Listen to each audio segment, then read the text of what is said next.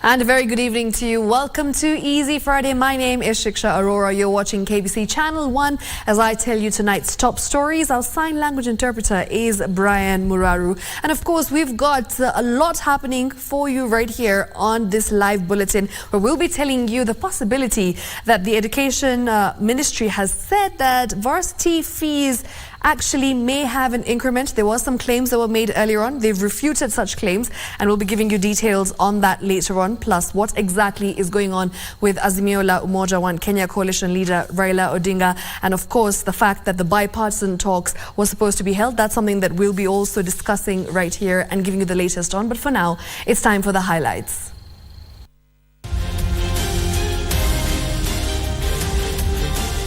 You can tell people to stay home.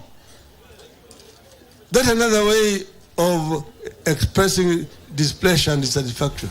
Denouncing demos, Raila rules out reverting to street protests in the event bipartisan talks collapse. Tunaomba serikali na upinzani wazingatie kwamba Kenya hii si yao peke yao na si ya viongozi kama sisi na wao walio katika serikali. A pat on the back. NCCK hails Azimio and Kenya Kwanza for agreeing to hold dialogue. And allaying fears. Education Ministry refutes claims of possibly varsity fees increment.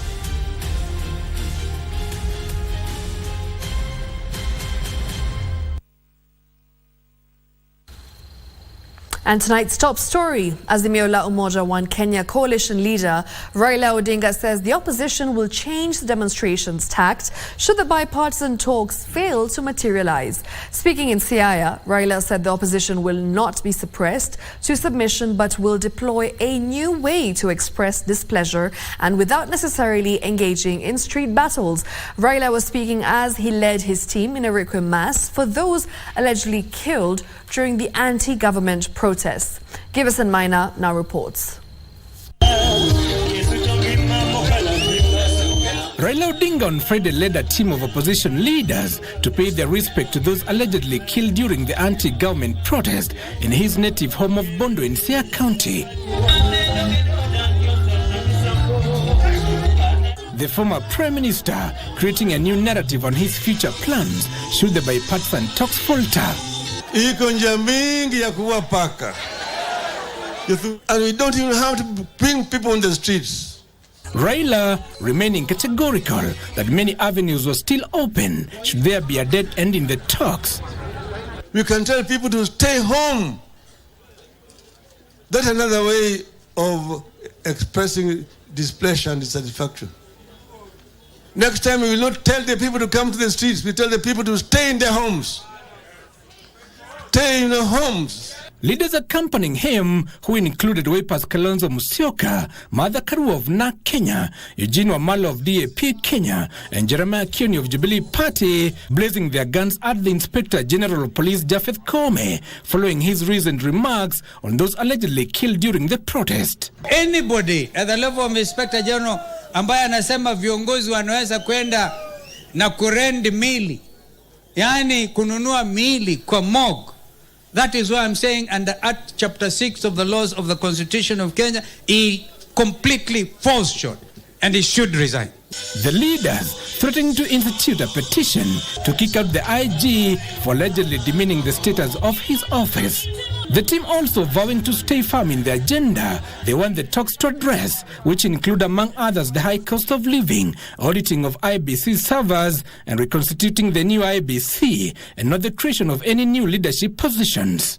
Sisi kama Azimio hatujaomba viti, hatujaomba hata katiba ipanduliwe tupatiwe viti. Tumetosheka kuwa tunatetea wananchi vile tulivyo. Giverson Minor, Easy Friday. Now, the National Council of Churches of Kenya, that's NCCK, has commended the Kenya Kwanza and Azimio la Umoja coalition leaders for what they termed as heeding the advice of Kenyans and accepting to sit down and talk. Speaking to journalists on Friday, the council said Kenyans expect that the bipartisan talks between the Kenya Kwanza and the Azimio la Umoja coalitions will resolve the current political crisis. We say it be, and we pray that be for the good of the nation. Having experienced tensions, violence, and political disquiet since the beginning of the year, Kenyans have in the last few days heaved a sigh of relief as the bipartisan talks got underway. As part of the NCCK request to the political class, the body urged for inclusion of agenda to address what they termed as the deep-seated and long-standing issues, including the consolidation of national unity and cohesion, tackling poverty and youth unemployment, and fighting corruption and impunity. Majority of Kenyans are suffering immensely due to the ravages of poverty. While we appreciate the sentiments and plans by the national and county governments to stabilize the economy, these have not reflected on the lives of individual Kenyans, especially the young people. The NCCK said that to redeem the nation from the precipice, there was need for government and non-state actors to focus on strategies that promote adoption and a strengthening of dignified livelihoods for the people.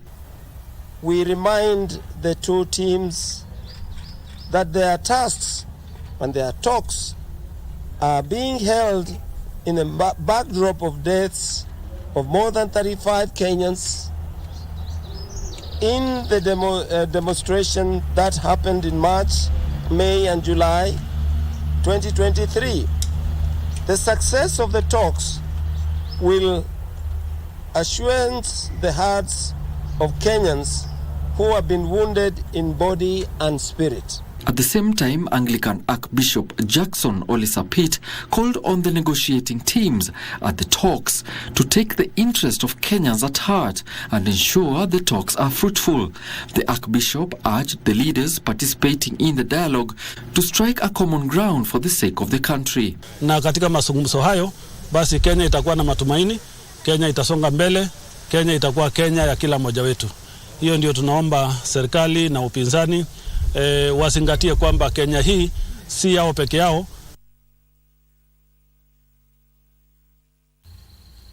In other news, removal of visa requirements among African states remains key to promotion of free flow of people and trade in the continent. President William Ruto has urged African leaders to free the continent of border chains, noting that even those who colonized Africa have done away with visa requirements in their home countries. Take a look. Speaking during a banquet dinner hosted for him at Ponta Vermelha Palace in Maputo, Mozambique by President Filipe Nyusi, President Ruto said Kenya lifted visa requirement for African countries to promote intracontinental trade.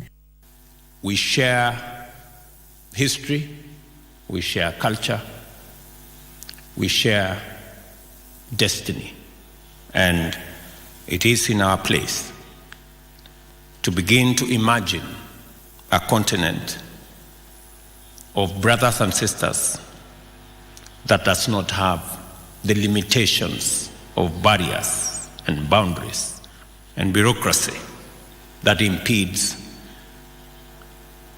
movement of people or goods or services. President Ruto also emphasized the need for African countries to embrace democratic ideals and desist from taking over power through undemocratic means. I want to commit to you the partnership and the cooperation of the government and people of Kenya in dealing with the challenge of organized crime, terrorism, and violent extremism. President Ruto said Kenya and Mozambique would continue to collaborate in areas of mutual interest for the benefit of their citizens. This is what I see, Your Excellency, in the Kenya-Mozambique relations. A successful, opportunity-making partnership that is going places. And I am privileged to have the singular honor of leading this phase of our wonderful bilateral phenomenon with you, Your Excellency, on the other side. President Nyusi said Mozambique and Kenya have strong bonds, noting that the peoples of the two countries have many common characteristics. He said the two countries should enhance partnership aimed at uplifting the living standards of their people. Within the framework of this visit, a number of legal instruments were signed, political instruments which will guide our cooperation activities and will bring a new momentum in our economic diplomacy, which with added gains for both countries. Ruto is on a 2-day state visit of Mozambique. Beatrice Gatonyangetich, Easy Friday. Meanwhile, the government has denounced fears that the upcoming higher learning funding model will lock out needy learners from accessing higher education. Education Cabinet Secretary Ezekiel Mashogu instead noted that the new model will accommodate learners from diverse backgrounds.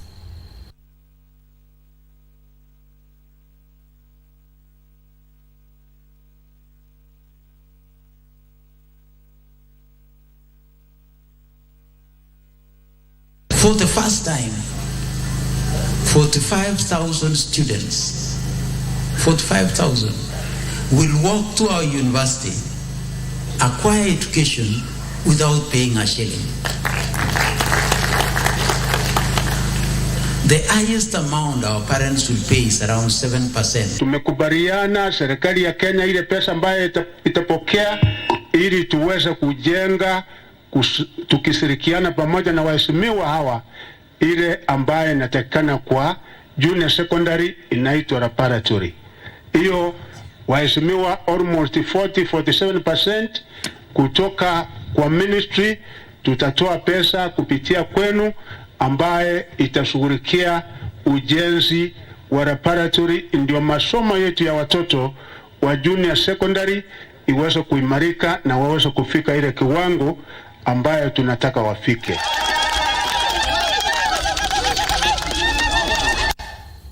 Now, Interior Cabinet Secretary Professor Kithure Kindiki has directed national government administration officers across the country to be on the lookout and apprehend anyone found exposing school children to drugs and substance abuse.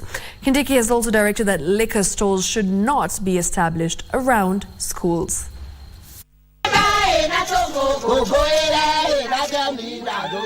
Speaking at St. Germain Getanga Girls in Murang'a County during the prize-giving day and fundraising for the construction of a modern dormitory, Interior CS Professor Kithure Kindiki emphasized the need to protect school children from harmful substances.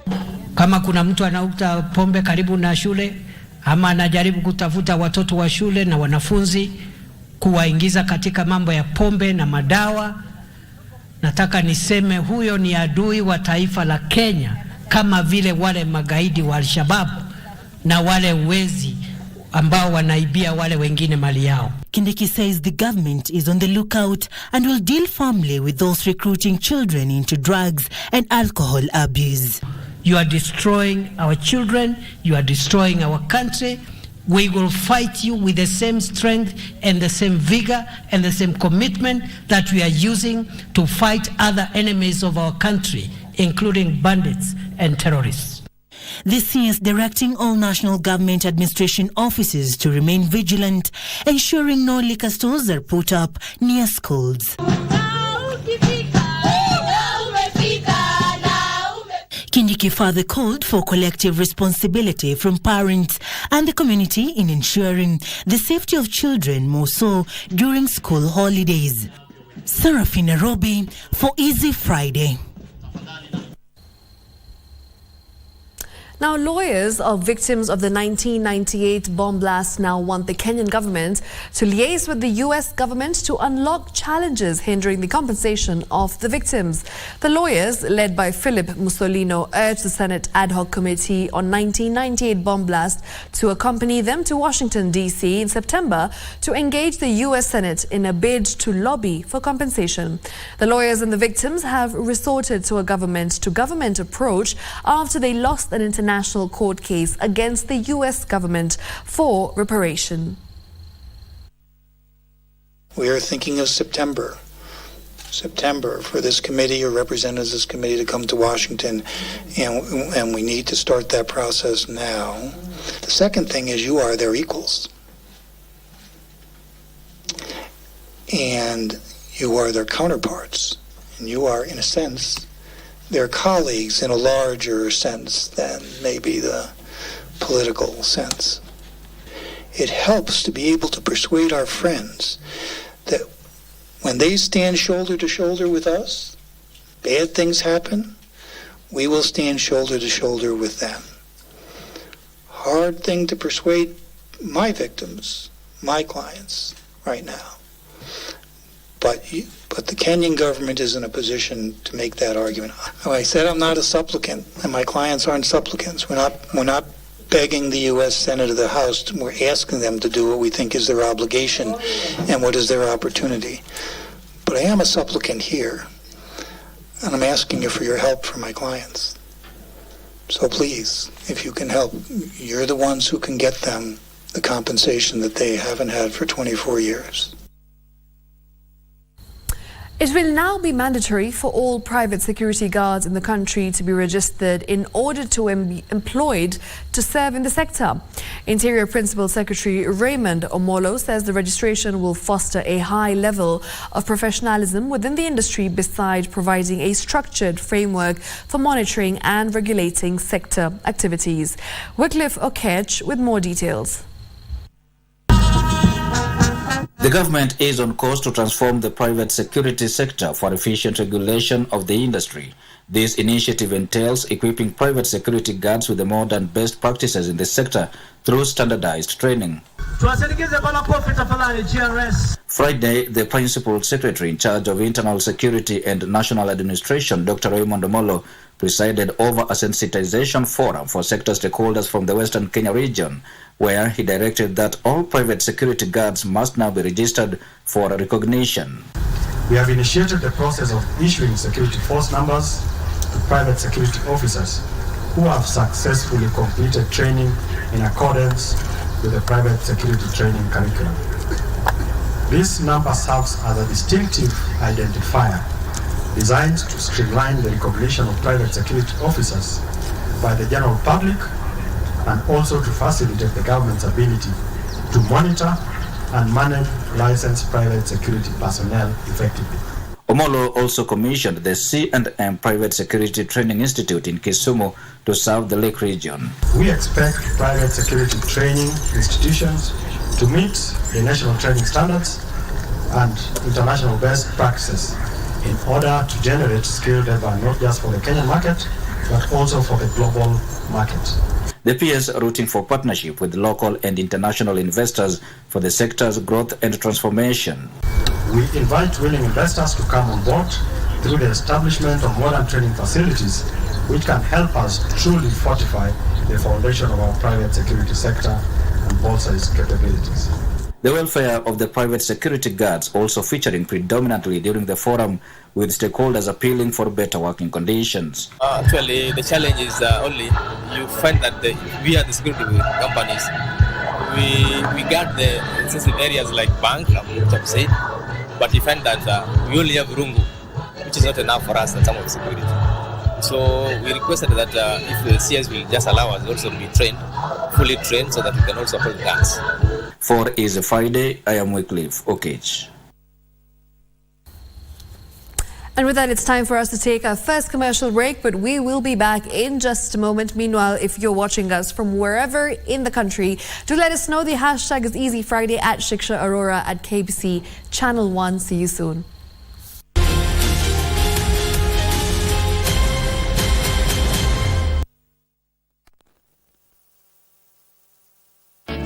Cheza Loto Moto. Sasa unaweza jishindia instantly na Loto Moto. Dial *570# wakati wowote, siku yoyote ya wiki na mahali popote. Dial *570#. Kisha chagua moja kati ya games za Loto Moto.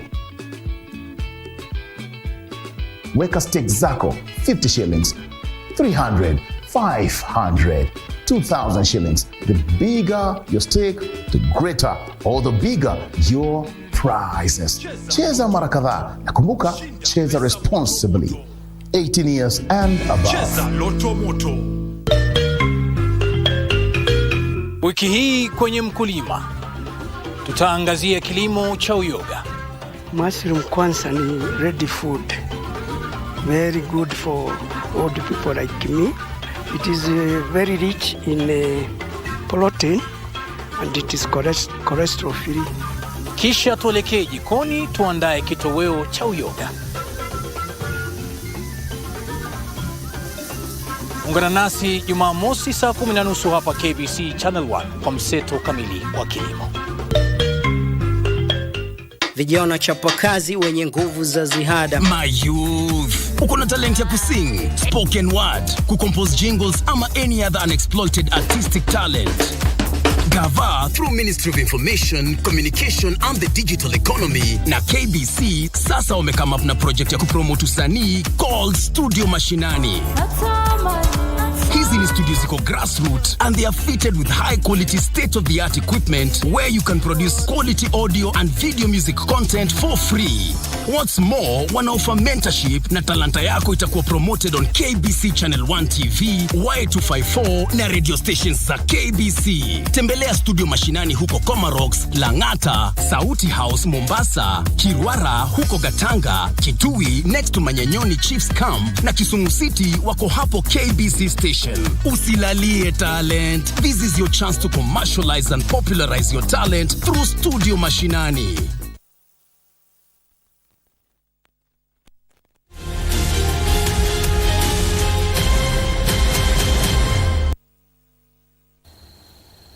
Welcome back to Easy Friday. Now, Kenyans have been urged to honor their digital credit obligations to avoid constant harassment from online credit lenders. Speaking during the ongoing sensitization program on the importance of data privacy in Nairobi and Uasin Gishu, officers from the Office of the Data Protection Commissioner challenged digital lenders to always seek concurrence from grantors before approving any money for online lending for purposes of transparency. At a time when there is increased e-commerce activities, the number of complaints the Office of the Data Protection Commissioner is receiving on digital credit providers is on the rise.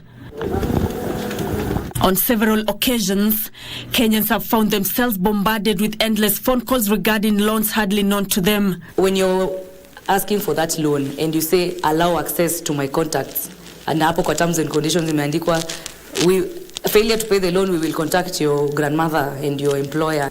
Please, just pay the loan. The ODPC is working with the digital credit providers on privacy matters, while at the same time calling for caution among Kenyans as they consume digital services. We are working together with them and telling them that they are supposed to get consent from the particular either guarantors or the particular phone book addresses that have been listed as, as such as guarantors. Organizations handling sensitive personal information such as hospitals have also been challenged to uphold high standards of privacy and integrity to safeguard patients' confidentialities. Just imagine if you ever went to a hospital ukatibiwa. A few weeks down the line, mtu anaanza kukuambia, na ile homa ulikuwa nayo ulipona. And this is a person you haven't met, so you are like, okay, where did you get this information? Anakwambia, pana, nilienda hospitali fulani, nikapewa files, nikafanya nini? Nikadispose. Nikaona file yako ilikuwa hapo nje. Out of curiosity tu nikaangalia. Data controllers and processors with 1 to 50 employees and an annual turnover of a maximum of 5 million shillings are required to register with the Office of the Data Protection Commissioner as one of the steps towards full compliance. Reporting from Nairobi County, I'm Nancy Okware, and I now hand you over to my colleague Timothy Kipnusu, who was covering a similar forum in Uasin Gishu County. Thank you, Nancy Okware from Nairobi County. The Uasin Gishu County residents also got an opportunity to understand the importance of safeguarding their personal data. During the forum, the data processors and data controllers were urged to comply and adapt to the practices and principles that governs data protection. We also need to undertake data protection impact assessment as provided for under the Data Protection Act.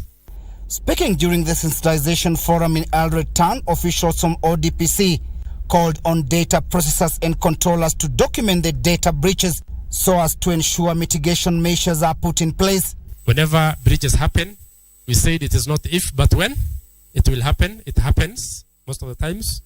We need to document such a breaches now. There was Uasin Gishu County Commissioner Edison Nyale, who also graced the occasion, lauded the efforts by ODPC to create awareness to the common wananchi.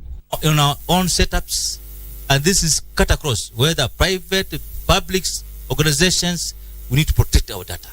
Public entities were also urged to register with the Data Protection Commissioner and follow the laid down rules, failure to which they will be issued with enforcement notice. As long as you process personal data, it is a requirement by law under Section 18 of the Data Protection Act that you register with the Office of the Data Protection Commissioner.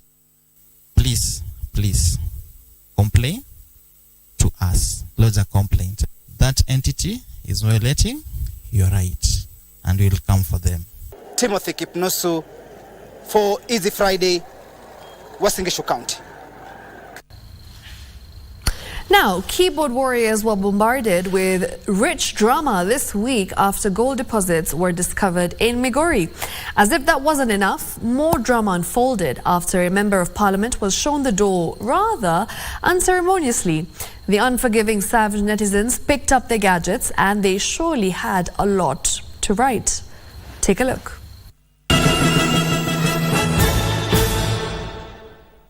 We start from a point of seeking clarification after netizens noticed some changes on one of their fave social media platform, famously known as Twitter, now changed to X. And the keyboard warriors seem somewhat confused, walking around with X's on their phones.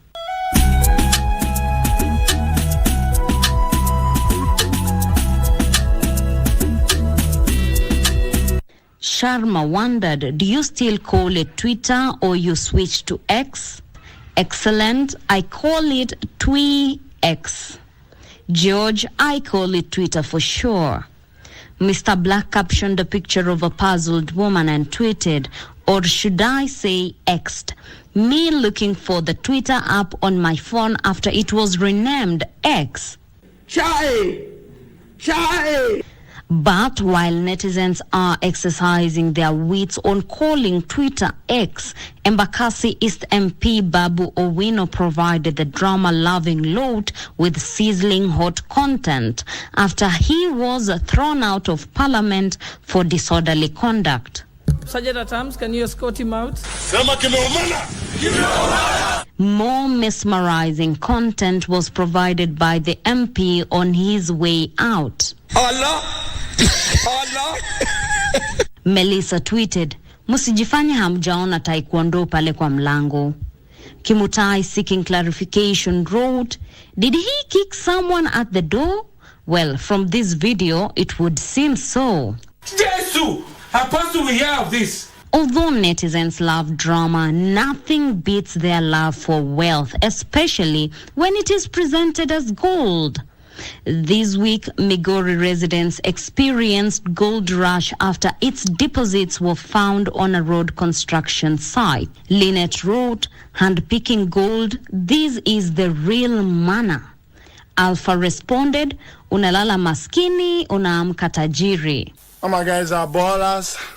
Oh my guys are ballers. Oh my guys are ballers. So. Kenito in a happy note, hata pesa ya Worldcoin haijaisha, gold ndio hizo. Mungu bariki wengine sasa. Mungu niwache sasa. Bariki wengine pia. Utaniua na baraka Mungu wangu. Utanivunja na baraka. Priest observed hadi wamenunua paper bag mpya waokote mawe. Commander of Unarmed Forces wrote, "This is what I call a golden opportunity. Indeed, the blessings are plenty, just like Banner Boy said."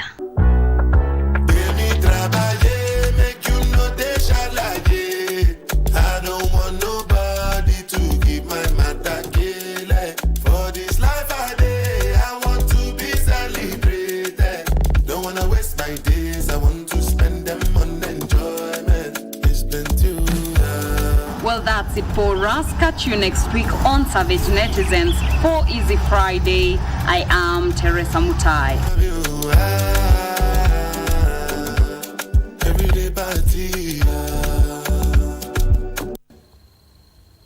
And of course, Teresa Mutai always giving us our weekly dose of entertainment with Savage Netizens.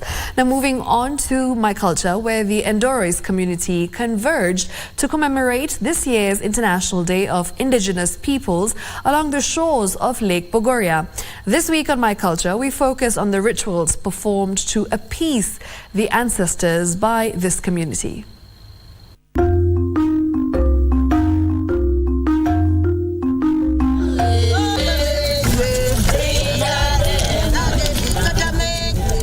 Along the shores of Lake Bogoria resides the Endorois community. To commence the celebrations, a section of members from the community converged to celebrate International Day of Indigenous Peoples. In the Endorois community, elderly women are believed to be clean, hence they perform the rituals. Through song and dance, the women lead the ceremony. These even as they go ahead and construct a structure in hopes that they will restore their livelihood. Traditional prayers are performed to appease the gods in the wake of rising waters of Lake Bogoria. Ziwa inanuka. So, tunaomba Mungu ya kwamba hii ni nini imetutokea kwa ziwa. Harufu imekuwa mbaya, imefika Baringo mzima. So walikuja kuombea ya kwamba, ambia Mungu ya kwamba tuliza kama kuna mahali tumekosa tusamehe. This comes in the wake of rising waters of Lake Bogoria. It is reported that water started rising slowly some 10 years ago, gained momentum, and encroached human spaces. The Endorois community has experienced so much loss due to the rising waters. This includes loss of life, property, livestock, among others. 7 families, homesteads has been displaced, and a number of animal refuge centers and animal habitats and niches has been also displaced by this water rising. Learning was affected as learners had to assist their parents to resettle. The tourism sector was affected when the rising levels submerged the geysers and hot springs, while flamingo population at the water body dropped. The transport sector was affected with some roads being submerged. With the challenges experienced in the past, the indigenous group saw the need to seek divine intervention. Led by the Endorois Indigenous Women Empowerment Network, women gathered to perform traditional prayers. Endorois Indigenous Women Empowerment Network Director Christine Kandie said holding prayers was their way of appeasing the gods, as they believed that they had angered them, thus the rising waters. The rituals that we were able to perform today will be a link between us and the land. We were able to, heal the land. Even the land is a living thing. So if you put a lot of pressure to the land, they will communicate negatively. So we were able to bring our people today to commemorate the day by trying to put across some of the rituals that are important to bring back the land, to plant trees and to do the rituals that were told by our ancestors, our elders, that it's very important for us to do those things for progression and for generation to come. There are 476 million indigenous people in the world living across 90 countries. Indigenous people practice and have inherited unique culture and ways of relating to people and the environment. At the same time, the community has retained social, cultural, economic and political characteristics that are distinct from those of the dominant societies. Despite their cultural differences, indigenous peoples from around the world share common problems related to the protection of their rights as distinct peoples.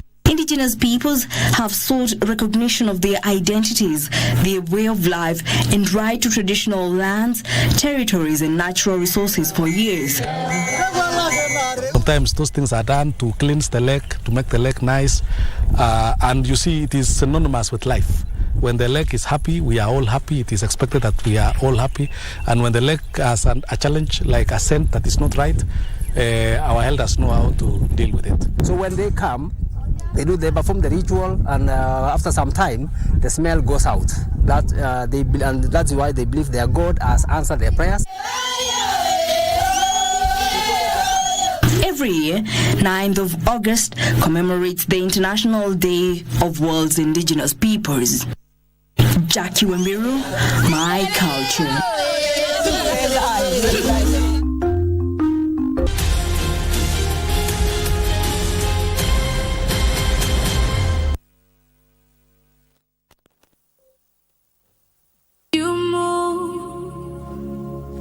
You've poured out your spirit on every heart. Sasa katika ile mahali pale sijui ni nini lilimaliza nguvu katika hali ya miguu zangu, nikasikia hazitaki kutembea kabisa. Ndio nikaanza sasa kutambaa tu hivyo.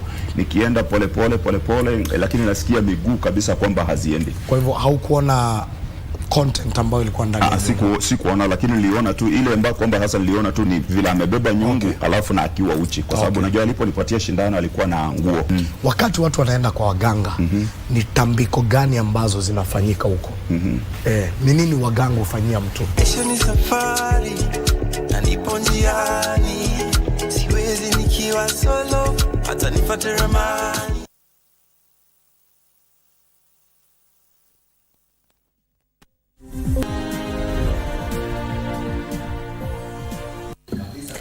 Welcome back, and now it's time to take a look at what's happening in the world of business. And the government has launched 2 Jitume digital labs in Migori County, bringing to 42 the total number of the facilities. Information, Communication and the Digital Economy Cabinet Secretary Eliud Owalo says the government targets to set up 200 Jitume centers across the country, which will be connected with virtual digital infrastructure and fast internet. The government plans to set up 25,000 Wi-Fi hotspots and 1,450 digital innovation hubs across the country. The project is expected to complement the Jitume digital labs that the government has earmarked to bridge the digital divide and offer alternative employment to the youth. Kina mama, tutaweka mtandao ya bure katika kila soko ili mupate namna ya kuuza bidhaa zenu. Siku hizi si tena lazima ukutane na yule ananunua bidhaa. Unapiga picha, unaweka kwa mtandao, yule ananunua anaona, mnajadiliana kupitia simu, maneno ya bei, unaweka kwa pikipiki, inaenda kwake. Information Communication and the Digital Economy CS Eliud Owalo says the government plans to open 200 Jitume centers across the country. Weka hizo digital laboratories katika kila ward ili tuwasaidie vijana wetu na wasichana kupata kazi hapa mashinani. Maneno ya kuenda Nairobi kutafuta kazi huko sasa, hiyo tunataka tuzike katika kaburi la sahau. Kazi tutazindua hapa mashinani kupitia computer. And today, Owalo was in Migori County, where he launched 2 Jitume centers at Mabera Technical Vocational College and Kendege Technical Training Institute. Inaitwa e-commerce. Hiyo ndio mpango ambayo rais wetu William Ruto ako nayo. Each of the digital lab will be connected with 100 digital infrastructure that include computers with high-speed internet. The digital programs are aimed at equipping at least 1 million youths with digital skills and necessary infrastructure to tap online opportunities. Benson Druba reporting for Easy Friday. Moving on, interbank lending will now be pegged at 13% in a bid to stabilize and stimulate the credit in Kenya. The central bank has said the pricing of the facility, which is mainly used by lenders facing short liquidity challenges, will be now pegged at 2.5% above the central bank rate, which currently stands at 10.5%. A statement from CBK says the monetary policy operations will be aimed at ensuring that the interbank rate as an operating target closely tracks the CBR. In a significant detour from his predecessor, the new central bank governor, Dr. Kamau Thuge, appears to be targeting the short-term interbank lending facility by the central bank in order to stabilize the domestic credit market. Dr. Thuge's predecessor, Dr. Patrick Njoroge, focused more on regulating the policy or signal rate with less focus on the central bank rate. This has seen the retail cost of credit soar in the domestic market, with commercial banks preferring to lend to the government through treasury bills and bonds. According to the Central Bank of Kenya weekly market report, commercial banks' reserves stood at a shortfall of 4.7 billion shillings in relation to the 4.25% cash reserves requirements. Open market operations, however, remained active. The average interbank rate was at 17.38% on 3rd of August, compared to 14.84% on July 27th. The Central Bank of Kenya further says advances through the window will be secured by Government of Kenya securities, subject to a haircut of 10% and 20% for treasury bills and treasury bonds, respectively. Part of the Monetary Policy Committee's statement says that the monetary policy operations will be aimed at ensuring that the interbank rate, as an operating target, closely tracks the central bank rate. To spur investments in government papers and improve monetary policy transmission, the Monetary Policy Committee has also introduced a new system dubbed DAO CSD. The new digital platform is designed to ease the process of investing in government securities by the diaspora communities. Nduta Mokami for Easy Friday. Now, the civil society is calling for political accountability and constitutional safeguards in funds management in county governments. International Budget Partnerships Kenya country manager Dr. Abraham Rugo says fiscal stress at the country level, the county level, has been driven by poor revenue raising and policies. The country will be marking 10 years of devolution next week. Most counties rely on allocation from the national government to fund their operations.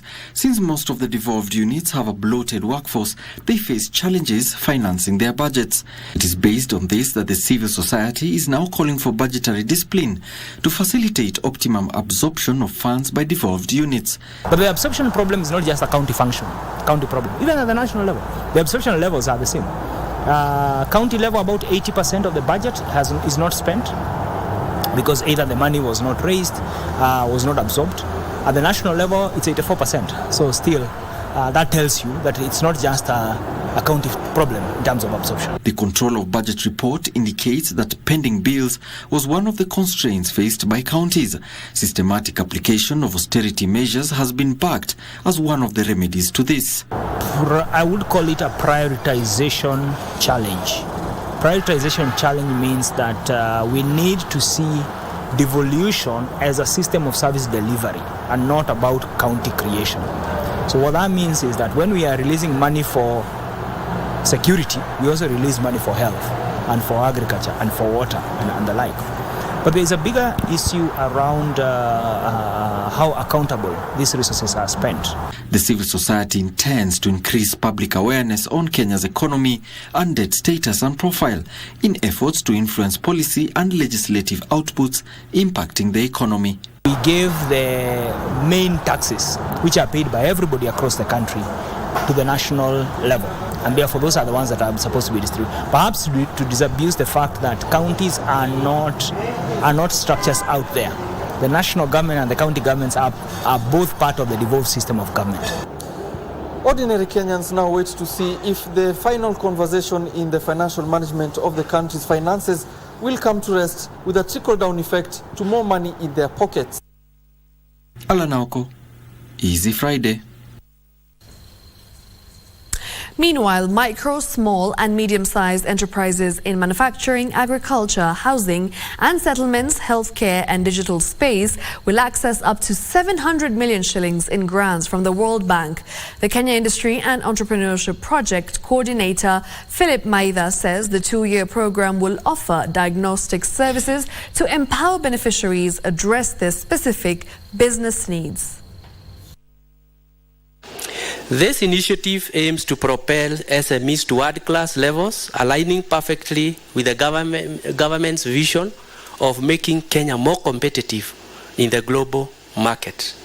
The government will support and encourage entrepreneurs to focus on value addition, especially for products destined for the export market, and embracing innovation to enhance productivity and competitiveness. So the 250 companies that you're going to take through these projects, and people might say, oh, 250 is too small. We do not need actually 250 to succeed. If we only have 25 of them, that becomes unicorns, companies turning over $1 billion, then we're heading somewhere.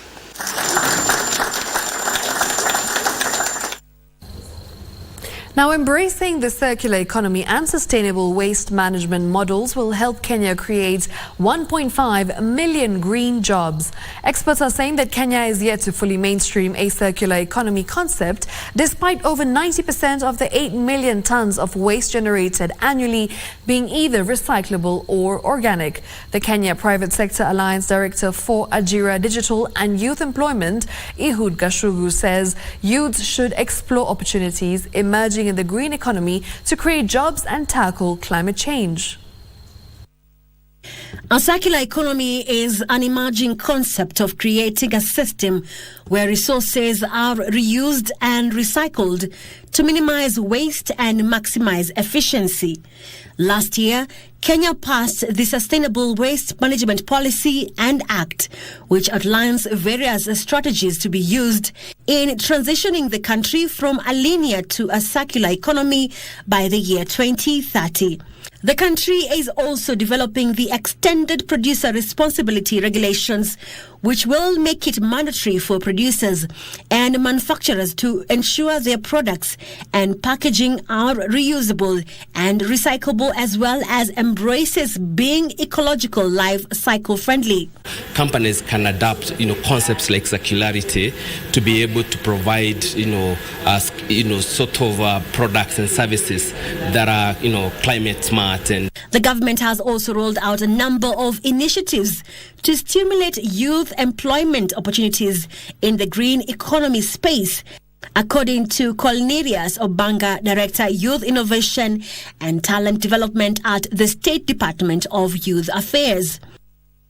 We want to entrench the entire program for the country, and I can assure the young people that the space are there, so it's for them to take this opportunity. The green economy has many jobs. As Kenya joins the world in celebrating International Youth Day, stakeholders are of the opinion that cultivating green skills is critical for the tech-savvy generation to steer the country towards a greener world and a sustainable future. The green economy is very elastic, and opportunities are coming in where now young people can play a very critical role. Today we've talked about, work in sustainability, new jobs that didn't exist before. We've talked about the various opportunities in the waste management value chain. The theme for this year's International Youth Day is Green Skills for the Youth. Wairi Mujenga for Easy Friday.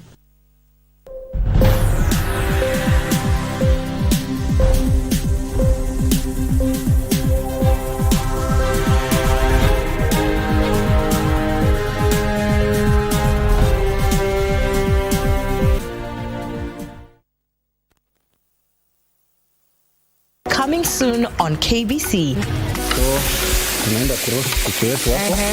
What's in Your Kitchen? A show that celebrates Kenyan and African dishes.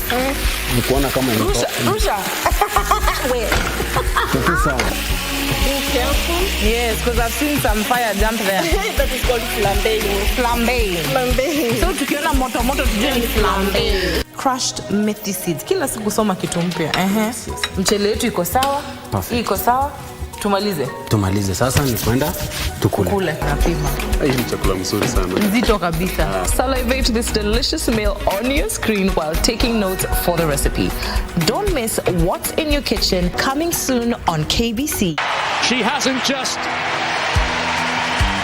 taken this title, she's absolutely obliterated the whole field.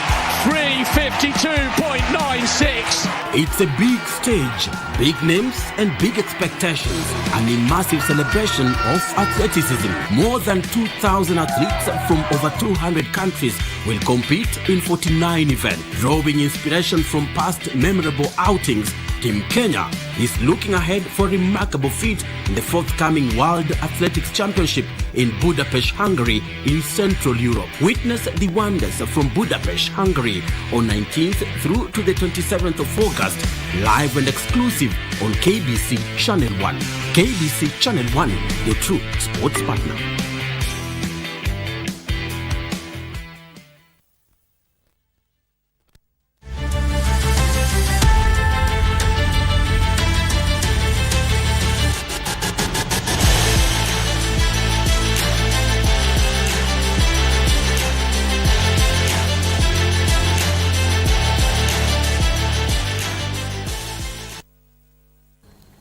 A very good evening to you. My name is Daniel Wahome and welcome to Easy Friday Sport. Anyway, Dagoretti High School will square it out with five-time champions St. Anthony's Boys High School from Tanzania in a repeat of the 2019 Term 2 Ball Games Boys Soccer Finals. Dagoretti edged out Arora on post-match penalties after the two teams played out a 1-1 draw in regular and added time. St. Anthony's beat local favourites Shanderema Boys High School from Kakamega County by a 1-0. Achola Simon has the details.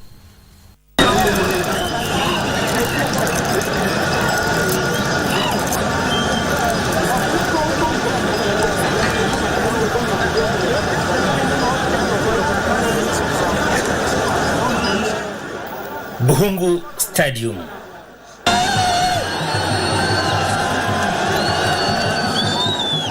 Packed to the brim, a now familiar sight in the ongoing Term 2 Ball Games Championships in Kakamega County. The main characters in the highly anticipated duel: 5 times champion St. Anthony's Boys High School from Tanzania County and the newcomers who stand soccer bigwigs in Kakamega County to clinch the regional title, Shanderema Boys High School. At exactly 11 a.m. Friday morning, let the rumble in the begin. After evenly contested opening minutes, the experience of St. Anthony's Boys High School at the National Arena will begin to show, slowly dictating the pace of the game. And it was no surprise when their dangerman Aldrin Kibet breached Shandarema's defense to score the opener.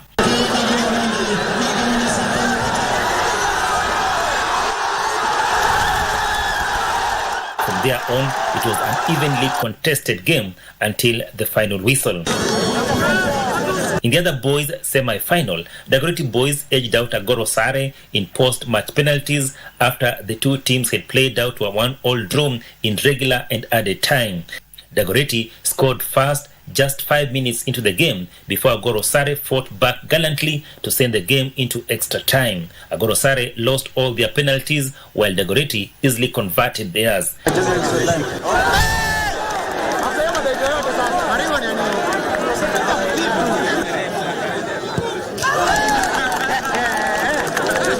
The results setting up a replay of 2019 National Ball Games finals that saw St. Anthony's edge out Dagoretti on post-match penalties in Kisumu. The two teams already met in the group stage during this year's games, with Dagoretti beating former champions by a 1-0 to top Pool B.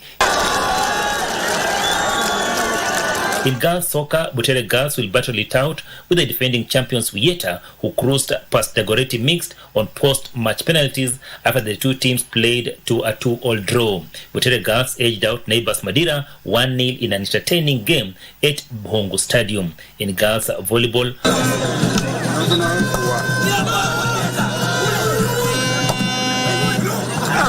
Sanse beat Mwitoti by 3-0 to set up a tantalizing final against Kesogon, who edged out Soweto girls by 3-0. In boys volleyball, Ruthimitu edged out Namwela by 3-0, while Anderson beat Tumaini by 3-1. Achola Simon, Easy Friday, Kakamega County.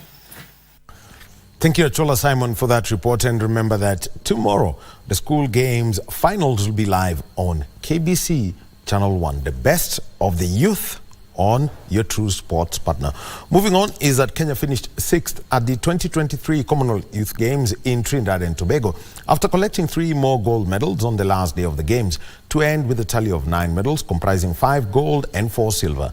Nancy Cherop won gold in the 3,000 meters girls, clocking 9 minutes 7.15 seconds to win the medal ahead of Financier Chepkemoi of Uganda, who was second, and Nicholson Ellis of England, who took the bronze medal.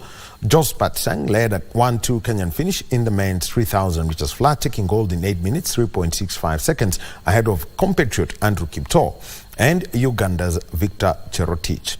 Calvin Kemutai won Team Kenya's third gold medal on the final day as he won the 800 meters boys race in 1 minute 50.15 seconds, 2 seconds ahead of Miles Waterworth and Caleb McLeod, who are the other podium finishers. Australia topped the medal standings with a total of 64 medals, while South Africa was the best African nation in 4th position on the medal table ahead of Nigeria and Kenya.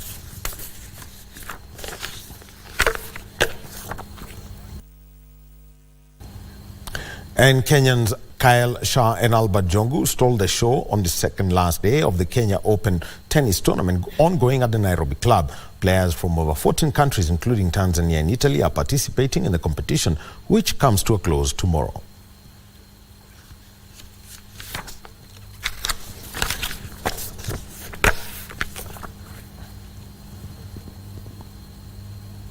Rwandan Anesta Habiambere 6-2, 6-love, while Albert Njogu defeated Kennedy Ngolia 6-love, 6-4 in their respective semi-final matches to light up the Kenya Open Tennis Championship, which will enter the finals tomorrow at the Nairobi club. In the women's doubles semi-final, Shana Mao and Esther Nkulange of Tanzania were too good for the Kenyan duo of Stacey Yego and Alicia Kinda, winning 2 sets to 1 of 3-6, 6-4, 4-10. nafasi ya kuangalia nafasi ya pili, nafasi ya bozi tuko katika nafasi ya 3. Kwa hiyo bado tunaendelea, bado tunakimbia kwenye nafasi ya kwanza na ya pili. Kabla ya mechi nilijiandaa vizuri kwa sababu nilijua nakuja kushindana. Pia licha ya kushindana, mashindano haya nachukulia kama mazoezi tu kwa sababu natarajia kwenda Ghana kwenye mashindano ya All African Game. So kwangu mimi mashindano haya nachukulia kama mazoezi. In the men doubles semi-final, the team of Kevin Cheriot and Albert Njogu were outstanding against their compatriots Kazungu Karema and Karisa Kesi as they won in 2 straight sets of 6-2, 6-1. Other winners of the day were Peter Isaiah Voster and Pendo James Zengo of Tanzania, who won the wheelchair mixed doubles category. I started by doing some warm-up to avoid injuries during my play. I use a skipping rope, and then I sit down to just prepare myself mentally for the matches to make sure I'm calm. Yeah, that's all. Drink lots of water as well to make sure I'm hydrated. And the various prize money that will be won, the topmost prize money being 75,000 shillings for the winners in the men's and women's singles. And the wheelchair tennis, we have $20,000 shillings being won by the winners in the men's and women, and we have doubles. The tournament will end tomorrow with winners earning a prize reward of 75,000 shillings, while winners of the wheelchair category will walk away with 20,000 shillings. Over 120 players from over 14 countries competed in the 13 categories of the tournament, including a deaf category. Now moving on is that Spain have reached the semi-finals of the FIFA Women's World Cup for the first time after beating Netherlands by 2 goals to 1 in at the time at the Wellington Regional Stadium in New Zealand. Meanwhile, Sweden joined Spain in the semi-finals after edging Japan 2-1 in the second quarter-final played today. Belova, Van der Gracht, she's in here, Van der Gracht scores! It's 1-1!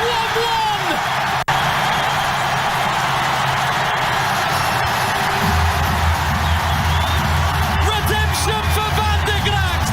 Aruelo! Brilliant! Right on it, kept towards goal by Eriksson, still there for Sweden! Angled down, no mistake! Sweden are to come again. Well, so the second quarterfinals will be played tomorrow morning at the FIFA Women's World Cup. Well, that's it for Easy Friday Sport. My name is Daniel Wahome, and just a reminder that tomorrow morning, remember to catch the finals of netball, women's volleyball, boys volleyball, girls football, and also boys football at the Kenya Secondary School Sports Association Term 2 ball games from Kakamega. Isaac Klemoka and Karanja David will be our commentators. Bana Rokumu will be here in studio taking care of that. My name is Daniel Wahome. I'm handing you over to Shiksha Arora. You know, it's a Friday and it's an easy Friday. And tonight she's hosting actress and karaoke host Nice Gedenji.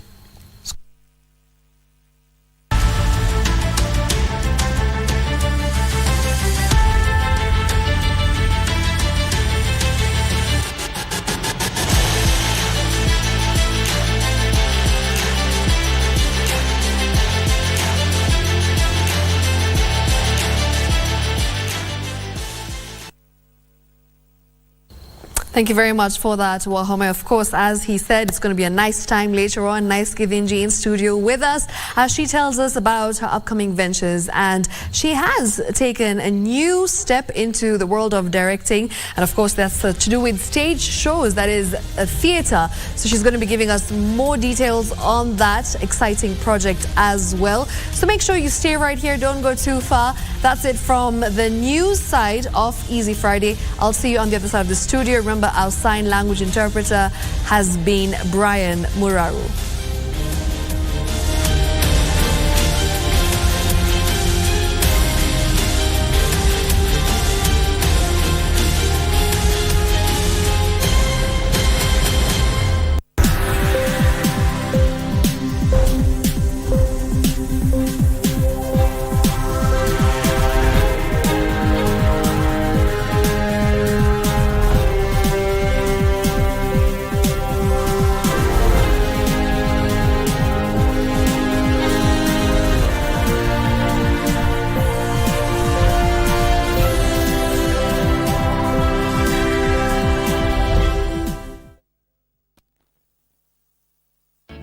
Cheza Loto Moto. Sasa unaweza jishindia instantly na Loto Moto.